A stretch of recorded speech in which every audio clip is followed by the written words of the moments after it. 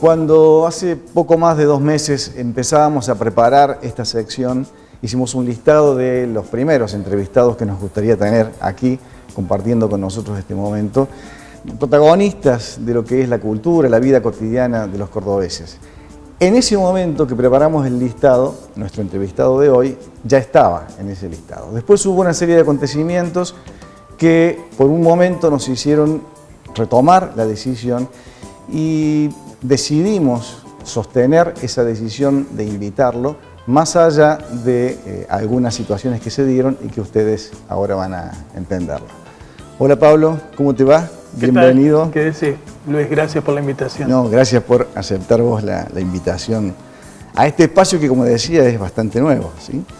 Y que ha surgido como una idea de poder invitar a aquellos que protagonizan diariamente la cultura de los cordobeses.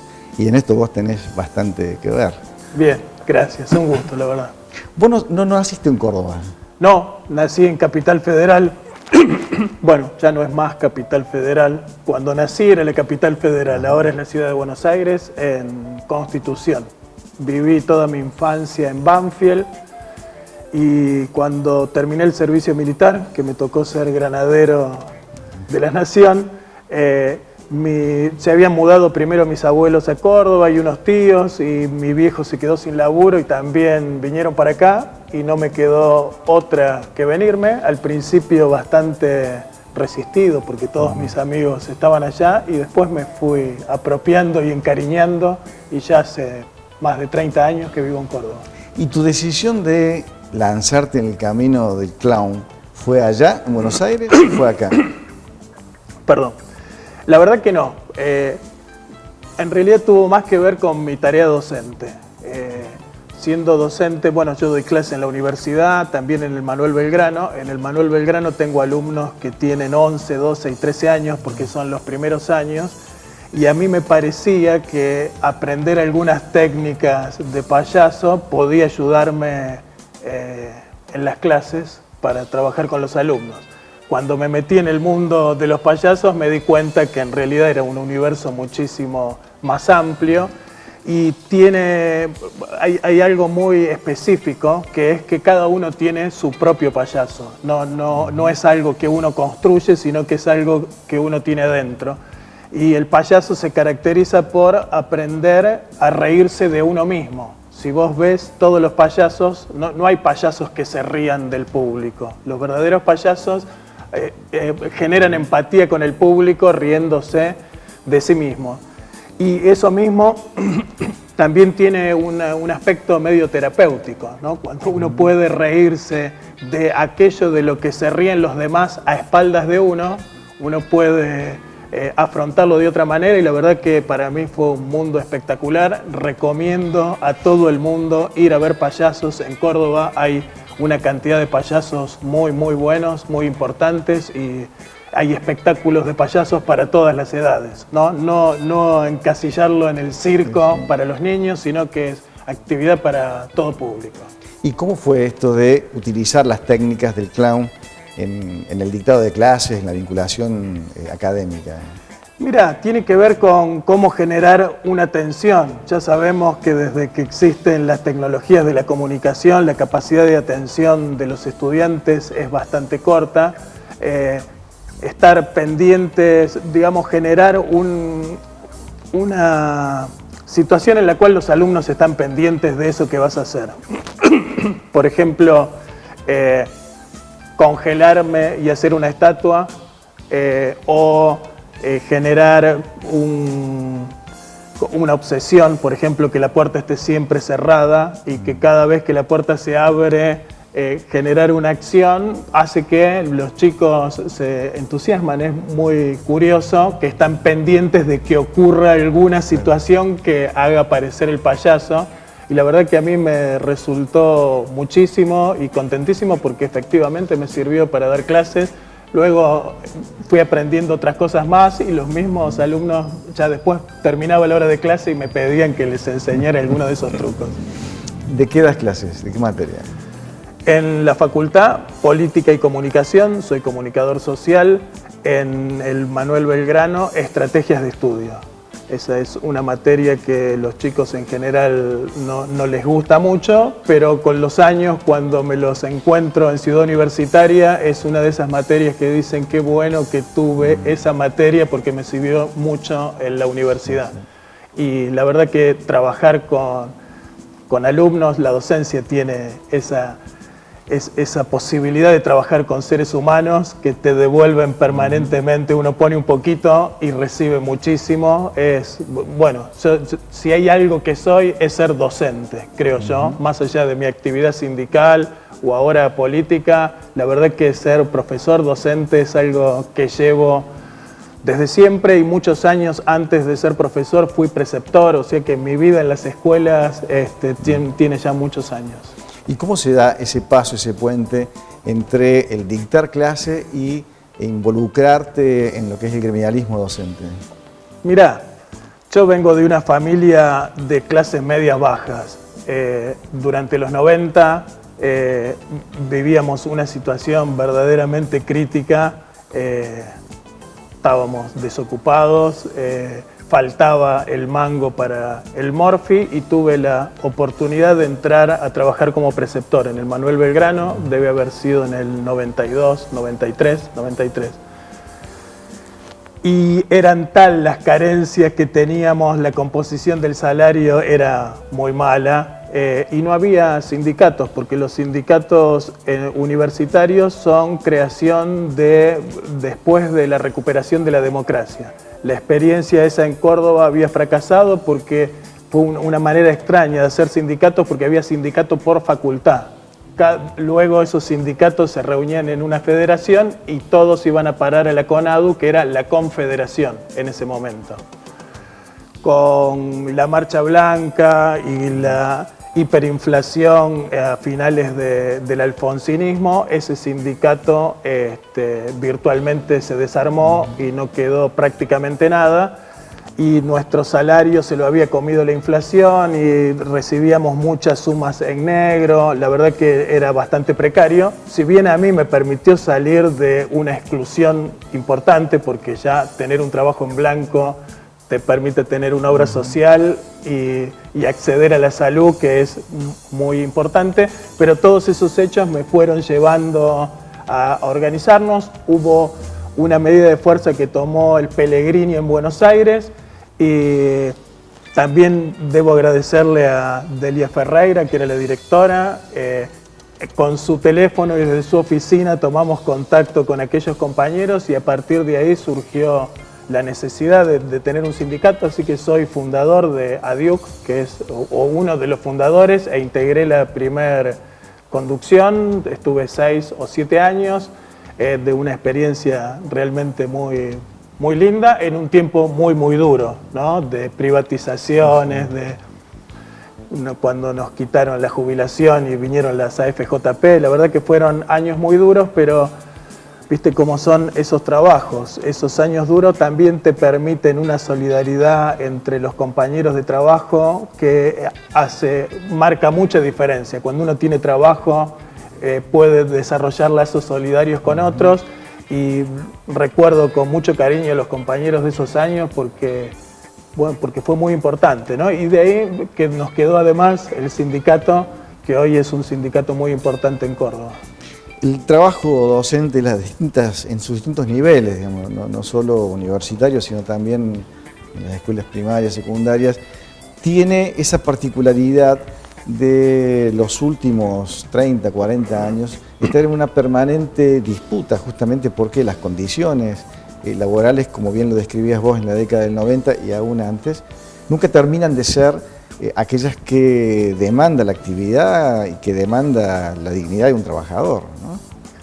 Yo creo que tiene que ver, bueno, es un problema mundial, pero tiene mucho que ver con las características de la escuela pública en la Argentina. El sistema educativo argentino, incluido el universitario, es un sistema que tiene una base amplísima, ¿no? Hoy tenemos ya educación obligatoria hasta el nivel secundario, y casi podríamos decir que a finales del gobierno pasado, pensar incluso la educación universitaria como un derecho de los ciudadanos.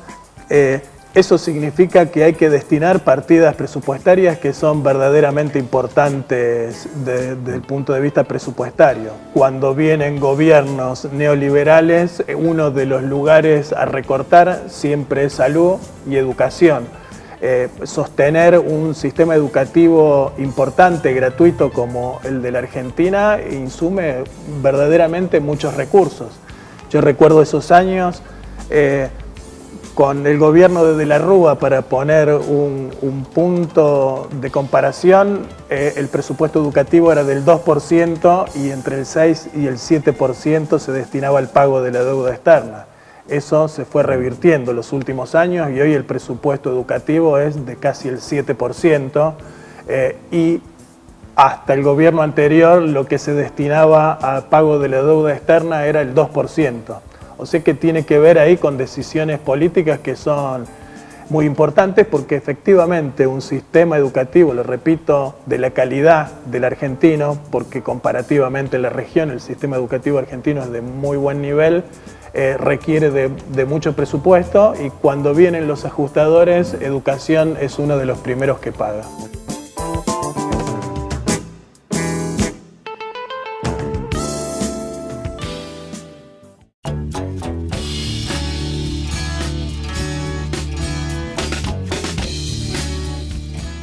Vos decías recién que en la región es uno de los sistemas que mejor performance tiene, mejor desarrollo tiene. ¿Cuáles son esos puntos que marcan este nivel diferencial que se tiene en la región? Bueno, yo creo que en buena medida tiene que ver con esta, ¿no? Con la decisión de sostener docentes capacitados. Hay algo en el sistema argentino que de Sarmiento para acá, con sus marchas y contramarchas desde un punto de vista ideológico, si se quiere, igual siempre hubo un sostenimiento, no sé, en el caso durante el gobierno de Menem no se construyó ni una sola escuela, pero la historia argentina es de construcción de escuelas, de un sistema muy amplio, y me parece que abrir posibilidades a todos los sectores sociales, solamente ese hecho me parece que genera una nivelación para arriba. Nuestra sociedad, la movilidad social ascendente está directamente vinculada a la educación pública. La educación pública en la Argentina es tal vez uno de los espacios más públicos donde la comunidad se encuentra. Las escuelas tienen mucha inserción social, tal vez no la de las ciudades grandes, pero en los pueblos más chicos o ciudades más pequeñas, las escuelas tienen un papel central, y por esa misma razón tal vez en los periodos de ajuste y de recorte la escuela es un lugar de resistencia a ese ajuste, ¿no? Como dice siempre Baradel, en la escuela se aprende a resistir y a soñar. Creo que cuando vamos para atrás, la escuela es un lugar donde atalonarse y una trinchera para defender nuestros derechos, y cuando avanzamos la escuela es creadora de autonomía, y eso es muy importante. Sos en este momento secretario general de ADIUC y secretario general de CTA Córdoba. Sí. ¿Sí? ¿Y estás dando clases? Y también doy clases, sí. Estoy con licencia en el Manuel Belgrano porque la actividad no me permite todo, pero en la facultad sigo dando clases. La verdad que hay algo en la historia sindical cordobesa que es muy potente y que viene de la mano de una figura central como la de Agustín Tosco.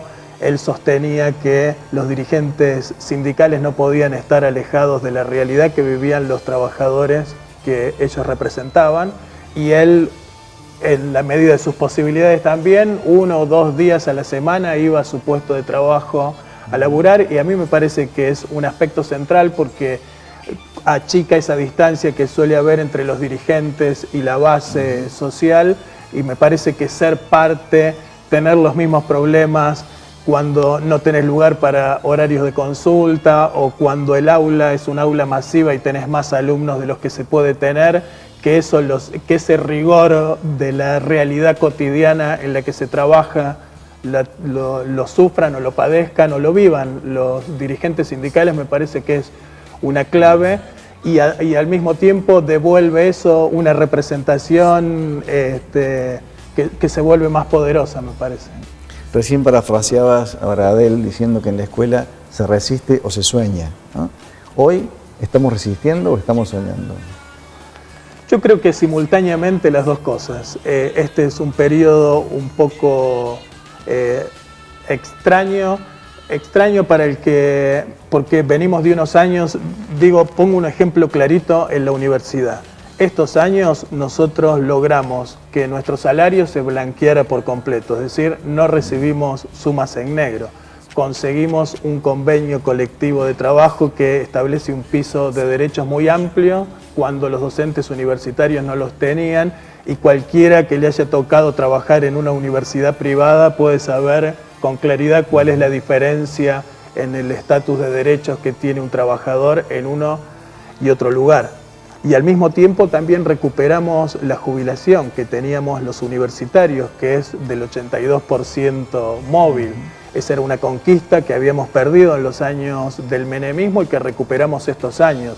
Hoy los docentes universitarios no es que tengamos sueldos muy grandes, pero la situación es mucho mejor, me parece, con estos años. Esa situación permite hoy, al mismo tiempo que resistimos las nuevas políticas de ajuste que intenta llevar el gobierno de Macri adelante, pero también soñar con profundizar y con avanzar, porque lo que aprendí peleando en el sindicato en la universidad es que no hay posibilidad de tener una universidad, resolver los problemas de los universitarios si no es en el marco de los problemas del conjunto de la sociedad. Las universidades públicas se sostienen con el impuesto que pagan todos los ciudadanos y muy pocos son los que acceden al sistema universitario. Tener eso claro, presente, y es algo que le digo siempre a mis alumnos el primer día de clase, uno tiene que vivir esa educación ocupando el banco y sacándole el mejor provecho y teniendo en cuenta que al lado hay otro que no está sentado y que debiera poder sacar el provecho del conocimiento que la universidad genera. Ese vínculo de la universidad con la sociedad es clave.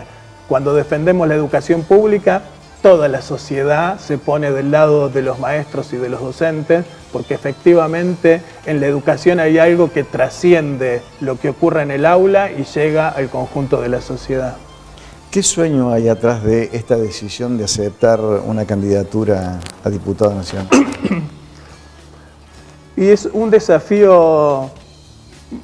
Mirá, el último tiempo que llevaba en el sindicato, ya cuando fue el balotaje e incluso antes, yo sabía que había que prepararse para una situación de este tipo. Yo me hice como dirigente sindical o sindicalista resistiendo las políticas de ajuste en los 90. Me parece que yo sentía para mí que como pocos estaba preparado para esta etapa que se venía ahora. La juventud, muchos sectores vivían este retroceso social como algo que vivían por primera vez, porque no tenían aquella experiencia. Los que tuvimos la experiencia de resistir en los 90 y que pudimos avanzar y profundizar en derechos en la última década, me parece que tenía estas dos cosas que había que combinar. Hoy, para resistir el ajuste, yo siempre lo digo, es resistencia ciudadana en la calle, manifestándose en defensa de nuestros derechos, pero como bien dice Cristina Fernández, también el ajuste es necesario ponerle un límite en el Congreso. Me parece que esa representación y toda la pelea de este último año y medio en la calle contra los despidos, contra los tarifazos, contra la disparada de los precios, me fue colocando en un lugar de reconocimiento que fueron dándome otros compañeros, tanto que cuando llegó el momento de conformar las listas se fue abriendo un proceso muy importante en el cual muchas organizaciones me decían: Pablo, vos tenés que presentarte como candidato porque sos el que estuvo luchando para defender nuestros derechos y necesitamos en el Congreso compañeros que no veleteen en función de carpetazos o conveniencias políticas, sino que puedan defender a los trabajadores. Y bueno, me parecía también que que este no es un tiempo para pensar en proyectos individuales, sino que es un tiempo para pensar en proyectos colectivos, y cuando uno logra cierto nivel de representación, no ocupar ciertos espacios es un poco quitarle el cuerpo a algo que es más importante. Yo siempre pienso así, como vengo de una clase media pobre, mis abuelos vivían en un conventillo con 4 hijas en una habitación. Siempre pensé que el que llega a un lugar mejor tiene que llegar y llevar a todo el resto con uno. O por lo menos que la acción política, sindical o incluso como docente que uno desarrolla busca no solo que el ascenso sea individual, sino generar las condiciones para que ese ascenso pueda ser colectivo, o para que eso que uno logra en términos individuales pueda ser algo para todos. Desde ese lugar me parecía que había poco espacio para decir que no, y aquí estamos. Muchísimas gracias por venir, Pablo, por aceptar la invitación y por contarnos estas cosas que has estado contándonos. No, muchas gracias a vos, Luis. Se llama Pablo Carro, es clown, es docente secundario y universitario, es dirigente sindical y es candidato a diputado nacional.